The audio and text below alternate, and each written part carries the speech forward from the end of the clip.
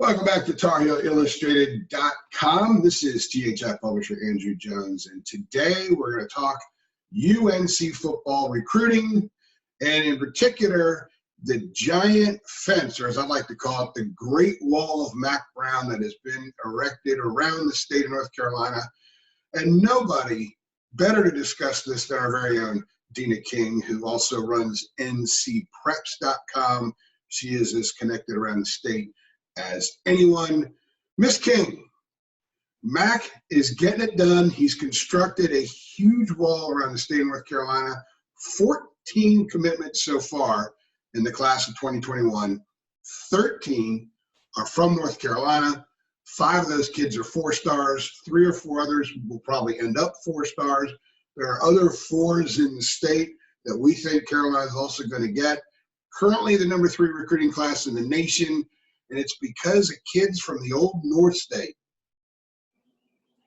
Yeah, it's been very impressive. I know we've talked several times about we kind of hinted a few years ago that 21 could be the class that starts this run by Mack.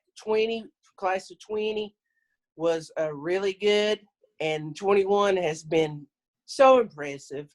And he's hitting on territories in North Carolina that once were really good to him in his first stint at North Carolina, but he's kind of taken those territories back.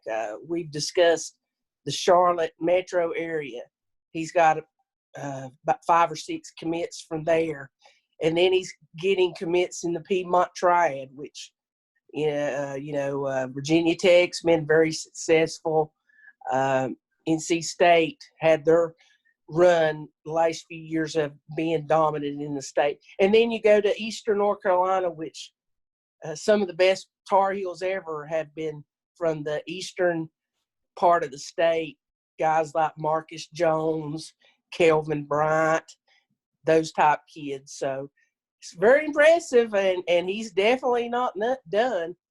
Well, Marcus Jones played for Mack back in the 90s. Mack did it back then. He said a while ago he estimated about 80% of his roster on those 96 and 97 teams that finished in the top 10 were kids from North Carolina. I don't have the exact number off the top of my head, but some exact numbers I do have are this. Larry Fedora had 6 full recruiting classes. A total of 39 out of 126 kids were from North Carolina that he signed. In 1.5 full recruiting classes, because 2020 is really Mack's full class, and it's not even May yet, and he's more than halfway through filling out spots for the class of 21. He's got 27 kids from in-state, which is highly impressive. And a little sidebar for a second here. Part of the reason Larry didn't bring in more kids from in-state, I think, was the NCAA Cloud, which was in the news, in the media, a lot more in state North Carolina. So a lot of the kids we talked about, in-state kids had a little more trepidation about going to Carolina at the time than out-of-state kids did, just because they heard more about it. Nevertheless, we know for a fact, Deana, that staff did not make North Carolina the priority that the current staff has. Case in point, when Mack was hired, he said, this in November of 2018, when Mack was hired, he said, one of our assistant coaches is going to walk the halls of every high school in the state of North Carolina by the time fall camp starts, which was last August. And they did that. We know, and you have spoken to personally, many coaches who had said that they hadn't seen a UNC assistant coach in years before Mack was hired. Yes. With my position at NC Preps, I'm around a lot of the high school coaches, and when I would see them, they would talk about things like that. That it really, they wasn't very impressed. I know Larry used the helicopter there for a while, and that was kind of cool when it first started. And then it got kind of lackluster, and It became, Deana, it became a joke to a lot of people. And you and I, and people need to understand, we're not criticizing Larry here. We're just laying out what was and some of the transformation that has taken place. But it had become a joke to a lot of people. A lot of folks we talked to in the recruiting world and also in the prep circuit here in North Carolina, after a couple of years, started to make jokes about it. And it actually backfired, I think, in many respects over Larry's last couple of years. Yeah, it just, but Mac he's back to what he said. You know, he's been on the recruiting trail. Of course, with this coronavirus, they've not been able to personally set foot on campuses with this issue, but this virtual Zoom phenomenal, you know, it's really helped out a lot. And I know it's helped us out a lot too, because it settled our podcast problems that, you know, our viewers and subs, they love to see us on podcasts and stuff. But back to Mac, incredible job. And like I said, he's not finished. I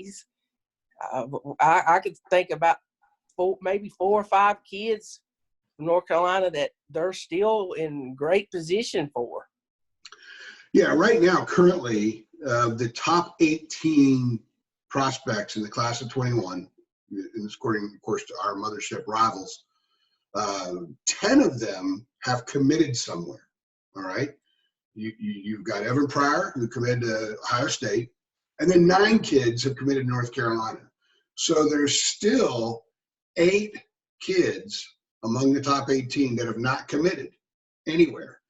And we believe that Carolina is going to end up with 3, 4, possibly 5 of those kids. And a couple of them are 4-stars, and a couple of the kids in that group are going to become 4-stars. So it's very realistic to think that North Carolina will end up with perhaps 12 or 13 of the top 18 kids in the state.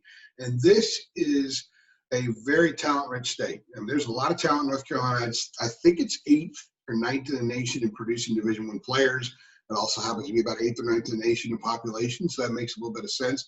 But the talent in North Carolina, the high-end talent, has really escalated in recent years. And this year in particular, as you were saying, it's loaded. It's more loaded perhaps than 22 will be. It's more loaded than 20 was, which was a good year.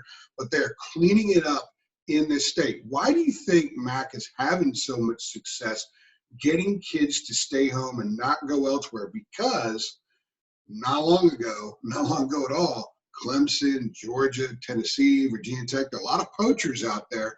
Ohio State's offered a lot of kids. I just said that Pryor is committed to Ohio State. Notre Dame comes in every year and tries to get a bunch of guys. Why is Mac being so successful with this particular group?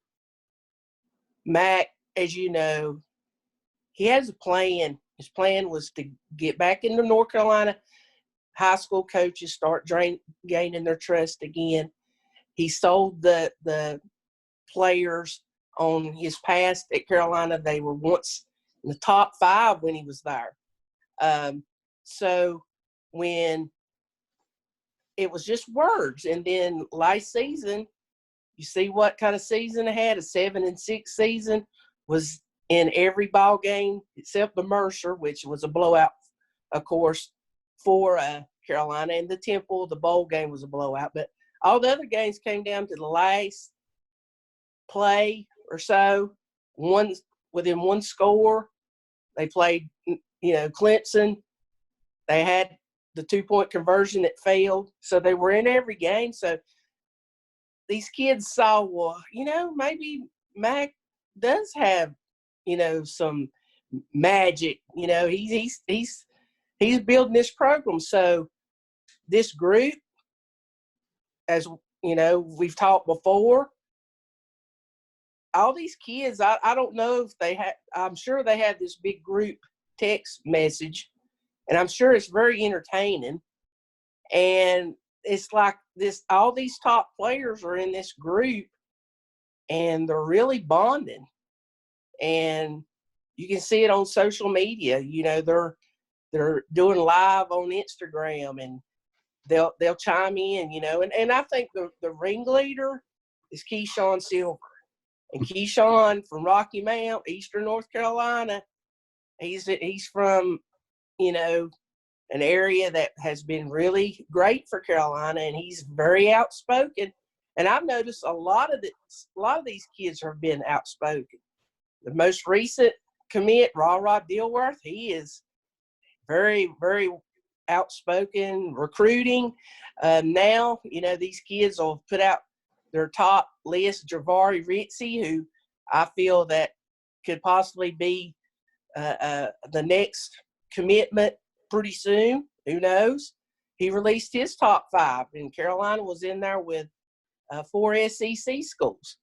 They're always online with him. So I think Mac's message is family, and with Mac bringing Dre Bly, Kevin Dantley, a former player, Rick Steinberg, all these guys, Dwight Hoyer, all these former players that was with Mac before, and selling the idea of it's a 40-year decision, and they're Dre Bly, Hoyer, Steinbacher, all them are proof of a 40-year decision. In sales, they have and our Clay Jackson can back this up, something about, there's a saying, sell the sizzle.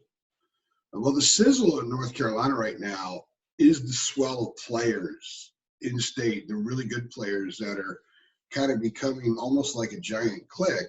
And I had a conversation with Adam Friedman, who is the Rivals national regional recruiting director or analyst, and we kind of came up with a little bit of a comparison to, if you go back in high school, that there's that cool crowd. There's a certain hallway in every high school area of the hallway where the cool crowd hangs out. And a lot of kids want to be in that crowd. They want to be hanging out with those kids. They want to give a high five or be acknowledged by those kids so they can draw closer to that association. And on maybe a Friday night where the cool kids are, no matter what kind of house it is, no matter where they are, that's the party that a lot of kids want to be at. What Mac has done here is he's brought in a lot of the cool kids. He's got a lot of the cool kids in the class of 21 to commit and say they want to be Tar Heels. And like you're saying, on social media, they're pumping it out there about, it's North Carolina's the place to be. This is football. Forget the basketball stuff. This is a football program. This can be a football school. We're going to make it that way. And all the other kids, a lot of the other kids would look at that saying, wow, I want to be a part of that. That looks fun. These guys are good. These guys are cool. And they get to know each other through social media. They get to know each other a little bit with some of these recruiting events. I know that Rivals has their regional combines. I know some of the other networks have that as well. So these kids aren't as distant from each other as they used to be. One may be in Forsyth County. The other one may be in Fayetteville, but they can become very close over time through the mediums that they have now. And I think that's part of the buzz that they've been able to generate, is get these kids to be there. It's the cool place to be, Max says. And I think that he has created that. And it's very interesting to see how it's a group of guys moving along, and the group just keeps getting bigger and bigger. And there's really little drop off in the talent from the best kid in the group to maybe the kid that's rated the lowest in the group, because he's still very good too. And, our lot of fans, they look at star ratings and everything. And, no matter where this class ends up being, it's outstanding. You can't, the big schools, the Ohio States, the Clemsons, the Floridas of the world, they're going to always be kind of at the top. But Carolina, they have really been impressive, and you can't deny what Coach Brown and his staff, because let's not forget he's got some awesome recruiters on that staff, and they have really did well. Coach, he's always bragging on his staff about the great job that they're doing. So it's just a credit to the whole football staff that this class is going to be remarkable, loaded with talent. And I'm just wondering, about what time frame that it's going to be filled. I know that one of their biggest remaining targets, is Tony Grimes, and he's been on stated that he's not going to make a decision until in December. So, they'll probably leave that spot open. But as far as in-state targets, Zaire Patterson, a tall defensive end linebacker type out of Winston-Salem Prep, is a target. Colby Smith, a big offensive tackle from Rockingham, he's another target. Ritzy, that just released his top 5, a defensive end from Glenn. And then you got Peyton Page, who we've talked to a lot. He's been in the news ever since he was a freshman, coming on the scene, one of the top defensive tackles in the country. He's got Carolina, Clemson, and Tennessee as his top 3. So those are the 4 main in-state targets I think is still on Carolina's list, recruiting wish list. Well, and we think the number for the class ultimately is around 21. There's a really good chance it could possibly go 22 or 23. That's based on all the intel that we've had for a while now. If they've got 14 now, I mean, there's 7 spots left. You said, you wonder when this class is going to be filled up. Could be filled up by the summer if they hold out for Grimes. Grimes, by the way, is from the 757 in Virginia. But I think there's a really good chance they're at like 19 when fall camp starts, assuming that fall camp starts when it normally does, at the 1st of August. And then you kind of hold out a couple spots for, as Mac likes to call it, the great ones. I think that's very realistic. 19 by the 1st of August. That means only 5 more at the rate they've been going. I think since the 1st of March, they've landed like 7 or 8. So well Mac is going in Memorial Day, they may have 19. Well, he kind of, the day we had him on Zoom, I think, he kind of was talking about staggering the commitments out. And lo and behold, he got 2 within 10 minutes on one day when Ra Dilworth and Jared Wilson committed together, basically, on that Saturday. So he didn't stagger that one out. That was like a stick of dynamite in the recruiting world because, of course, we kind of knew, we was reading the tea leaves that we thought something was going to happen, and we planned accordingly, and I'm glad we were on top of that. So, but, with it being kind of a period where not much is going on, I could see him picking up a few more in the next few weeks. And we'll have to shift focus to 2022 if Matt gets this class filled up. Well, with our written stuff, we actually have done that already because there's not a whole lot right now to write about 21. It's more because a lot of the kids have sort of shut it down, not shut it down, but they've gone a little bit quiet, and we kind of know where a lot of them stand. And to me, there's, as interesting as that is, seeing how the class of 22 is becoming more and more prioritized, I think is very, very interesting. They're at 14. We think they're going to get at least 21. Right now, the class is ranked number 3 in the nation on Rivals.com. I think that they finish in the top 10, and the reason I slide down there a little bit is because of the raw numbers. If they do take 21 and some other programs take 25, that would help them leap over Carolina because the system that's used for the rankings right now, one of the reasons they're number 3 is because they have 14 commitments, but they're all really good commitments. Even, like I said, the lowest rated 3-star is a really good, like Jared Wilson is one of the lower rated 3-stars, but he was originally a Georgia commit. That's how good the class is. That's how deep the class is so far. And I think it's only going to get better over the next several months. Last thoughts on the class of 21 and the giant wall that Mac is building around the state. Well, all I can say is he's did what he said he was going to do when he came back from out of retirement. He said he was going to mend the bridges with the high school coaches and recruit North Carolina and get the best in North Carolina to play for North Carolina. And right now, his actions are speaking loud and clear, and it's got national attention. You know, we said before, you know, North Carolina's in the news, a very positive way, when you have the national analyst and talking about UNC, Mike Farrell, Adam Friedman, Adam Gorney, all chiming in there on the Rivals Network. There's always maybe something, even if it's not recruiting, it's football related, you know, with Sam Howell in his possible Heisman campaign, being one of the top quarterbacks coming back. Chaz Surratt, can he repeat what he did last year and possibly move up into a possible All-American kind of type year? So it's just a good time to be a Tar Heel football fan. I'm sure everybody is so anxious to get and see this team come out when they take the field in Orlando. Daz Newsom's also getting a lot of love as one of the top wide receivers in the country, and I think a story that you'll follow too is both Surratt boys could go in the first round next year. How about that, huh?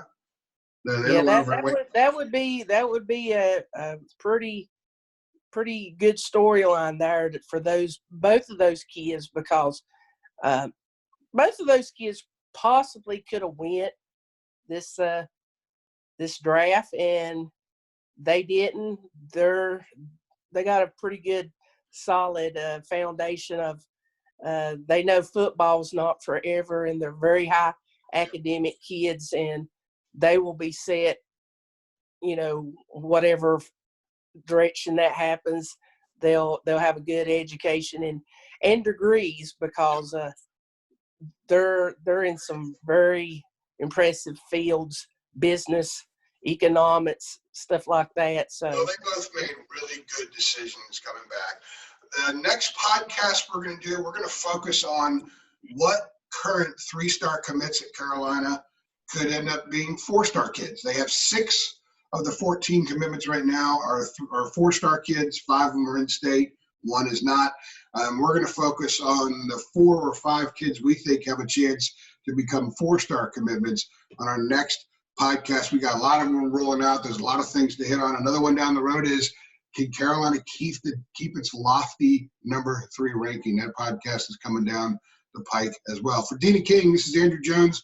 You've been watching another UNC football podcast here on TarHeelIllustrated.com. If you're watching on Tar Heel Illustrated, our YouTube channel, click like if you like this, subscribe, and hit that notification bell so you get updates every time we load one of these things. And we've got all kinds of stuff.